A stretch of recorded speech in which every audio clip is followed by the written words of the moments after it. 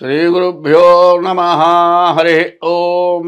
శ్రీ మహాగణాధిపతయే నమ. శ్రీ మహాసరస్వత్యై నమ.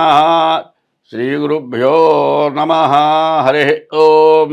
యః కర్తా జగతాం భక్తా సంహర్తా మహసాం నిధిః ప్రణమామి తమాదిత్యం బహిరంతస్తమోపహం.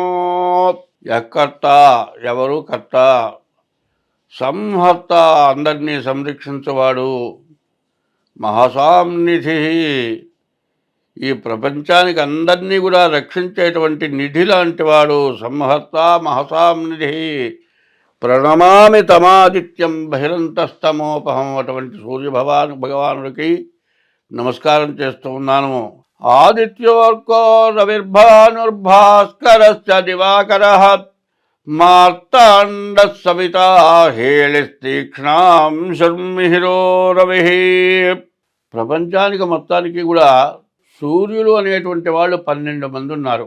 ఈ 12 మంది సూర్యులు ఎవరంటే మేషం దగ్గర నుంచి మీనాల వరకు 12 రాశులకు సంబంధించిన వారే అని చెప్పాలి. సరిగ్గా ఆలోచిస్తే 2025 మార్చి నెల 1 నుండి 30 వరకు కన్యారాశి ఫలితాలు.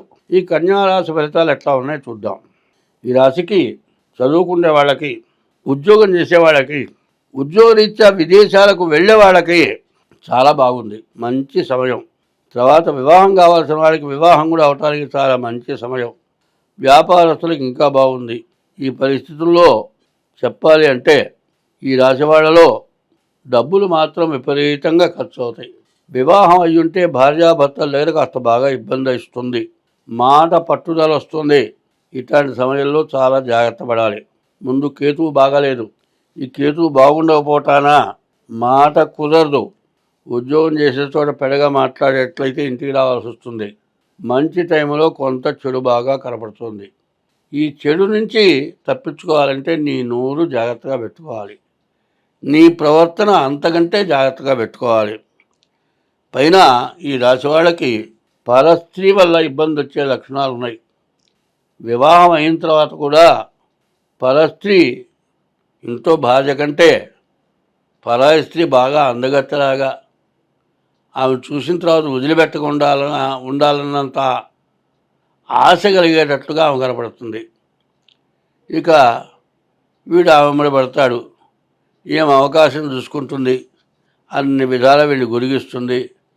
చివరికి ఇల్లు పెళ్ళాం పట్టదు, ఆమె మహాలోకం. చివరికి పెళ్ళాం అక్కర్లేదు అంత అదే కావాలి అనే నిర్ణయానికి వస్తాడు. ఇంట్లో గొడవ అవుతుంది, భార్యతో తగాదా పెట్టుకుంటాడు. అసలు వెళ్ళిపో, నువ్వు ఉన్నా ఒకటే లేకపోయినా ఒకటే అనే పరిస్థితి వస్తుంది. ఇక నువ్వు తప్పితే వేరే వాళ్ళు లేరని పరాయి స్త్రీ మీద వ్యామోహం కలుగుతుంది. ఈ అవకాశం చూసుకుంటుంది. వీడిని అన్ని విధాల మనిషిని పాడు చేస్తుంది. మరి ఇది ఎటువంటిదంటే పరస్త్రీ వ్యామోహం పతనానికి కారణం. దుర్యోధనుడు మరి అన్న భార్యని వస్త్రాపహరణం చేసి హింసించినందువల్ల, రావణుడు సీతని బాధ పెట్టినందువల్ల మరణించాలని మన పురాణాలు చెబుతూ ఉన్నాయి. అందువల్ల మరి ఎప్పుడు కూడా ఏం చెబుతూ ఉన్నారంటే ఆడమనిషి అందం వల్ల నాశనమైపోవటం జరుగుతుందని. అందువల్ల పరస్త్రీ వ్యామోహానికి ఈ రాశివాళ్ళు చాలా జాగ్రత్తగా దూరంగా ఉండాలి. ఏమాత్రం ఆశపడ్డా, ఓ శాస్త్రం ఉన్నది పోయిందట, ఉంచుకున్నది పోయిందట. ఉన్నామె చేసుకున్నామెకి విరక్తి పుట్టి వెళ్ళిపోయిందాకా ఆ వెంబడి పడతావు. ఆ వెళ్ళిపోయేటప్పటికి నీ దగ్గర నుండి మొత్తం ₹1 లేకుండా మొత్తం అయిపోతుంది. ఎక్కడి నుంచి కూడా రూపాయి తావటానికి దారి ఉండదు. అవకాశం ఉన్నంత వరకు పరస్త్రీ గుంజుతుంది. నీ దగ్గర డబ్బులు వచ్చే పరిస్థితి లేకుండా పోయిన తర్వాత నిన్ను వదిలి దారి నదిలిపోతుంది. ఉన్న భార్య నీ ఇంట్లోంచి వెళ్ళిపోతుంది. ఇంటికి పోతే తల్లిదండ్రులు ఏమంటారా, భార్య ఉండగా హింసించావు, ఏమిటా ఈ గతి, తల్లిదండ్రులు బాధిస్తారు. ఉద్యోగం దగ్గరికి పోతే ఉద్యోగం సక్రమంగా చేయలేడు. ఇంట్లో భార్య మీద ధ్యాస, ఇటు రెండవ మీద ధ్యాస, ఏమి కలిసి రాదు. ఇట్లాంటి సమస్యలు బాగా ఎక్కువగా ఈ కన్యా రాశిలో బాధలు ఎక్కువగా కనబడుతున్నాయి. అయితే టైం మంచిదే. దీనికి కూడా ప్రతిదానికి ఒక లిమిట్ కావాలండి. తొందర అనేది ప్రతిదానికి ఆశకి మితం లేదు. ఎవరితో ఎంతవరకు ఉండాలో అంతవరకు ఉండేటట్లయితేనే సమస్యలు లేకుండా పోతాయి. మరి ఇది చాలా ఇబ్బందికరమైనటువంటి సమయం. ఎందుకంటే ధర్మపత్ని అన్నారు. నీవు చేసే మంచి పనిని ప్రోత్సహించేది భార్య. నీవు చేసేటువంటి చెడు పనిని విమర్శించేది కూడా నీ భార్యే. మరి ఆ భార్య రూపవతి శత్రువు అన్నారు. పరస్త్రీ రూపవతి, అది చివరికి శత్రువు అయిపోయింది. మరి భార్య రూపవతి శత్రువు అని కాదు చెప్పాల్సిన, పొరపాటు చెప్పారు. అంటే వాళ్ళది పొరపాటు అంటల్లా. ఇంట్లో భార్య ఎంత అందగత్తైనా రూపవతి అయినా కంటికి ఆనదు. పరస్త్రీ రూపవతి శత్రువు అంటే బాగుండేదేమో అని నేను అనుకుంటున్నా. మరి ఎంత అందగత్తైన భార్యని కాదని పరస్త్రీ వ్యామోహానికి పోతున్నటువంటి వాళ్ళు చాలామంది ఉండటం చేత భార్య రూపవతి శత్రువు అనే దానికంటే పరస్త్రీ రూపవతి శత్రువు అంటే బాగుండేదేమో అని నేను అంటున్నా. ఆ పరస్త్రీ వ్యామోహంతో చాలామంది ఇబ్బందులు పడుతున్నారు. అందరూ చదువుకుంటున్నారు, ఉద్యోగాలు చేస్తున్నారు. మరి కొంతమంది ఏం చేస్తున్నారు, నాతో పాటు ఉద్యోగం చేసే భార్య కావాలని కొంతమంది అంటుంటే, భార్య కూడా సంపాదన పర్వాలైతే నన్ను సరిగా చూడదనే ఉద్దేశంతో ఇంట్లో ఉండిపెట్టే పెళ్ళాం కోసం చూసి ఆ భార్య వచ్చిన తర్వాత ఆఫీసులో దొరికే దాంతో వెంబడబడి ఇట్లా భ్రష్టు బట్టి చివరికి ఆమె ఇంట్లో కలవక భార్య ఇంట్లో నుంచి వెళ్ళిపోయి నానా గందరగోళమై వాళ్ళ లాయర్లు ఏం చెబుతున్నారు, ప్రతి చోట కూడా భార్యాభర్తల్ని గురించినటువంటి కోర్టు వ్యవహారాలు పేరుకుపోయినాయి.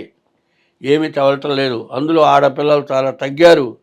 ఇట్లాంటి పరిస్థితుల్లో సమస్యలన్నీ కూడా భార్యాభర్తల వల్ల ఎక్కువగా వస్తూ ఉన్నాయి. కాబట్టి ఎవరైనా సరే ఇటువంటి విషయాల్లో ఎంతో జాగ్రత్త పడటం చాలా మంచిది.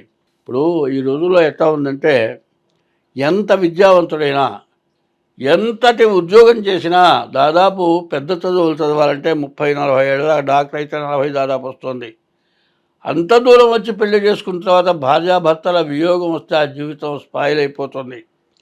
ఒక్కొక్కళ్ళకి 40 ఏళ్ళు వచ్చి కూడా 45 ఏళ్ళు వచ్చి కూడా పెళ్లిగాక, భార్య దొరక్క, ఎంత సంపాదించినా పెళ్లిగాక జీవితానికి మరి సరైనటువంటి మార్గం లేక చాలామంది బాధపడుతున్న వాళ్ళు, పెళ్లిగాక ఇబ్బంది పడుతున్న వాళ్ళు ఎక్కువ మంది కనబడుతున్నారు.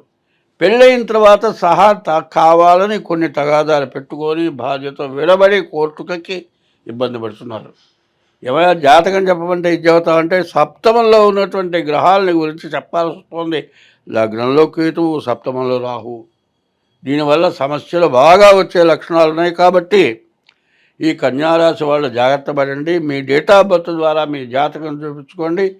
ఎటువంటి సమస్య వచ్చినా తొందరపడద్దు. భార్యాభర్త ఇద్దరు పోట్లాడుకుంటే తగాదా, కానీ ఒకళ్ళు ఎంత పోట్లాడినా రెండో వాళ్ళు తగ్గి ఉంటే సమస్య లేదు.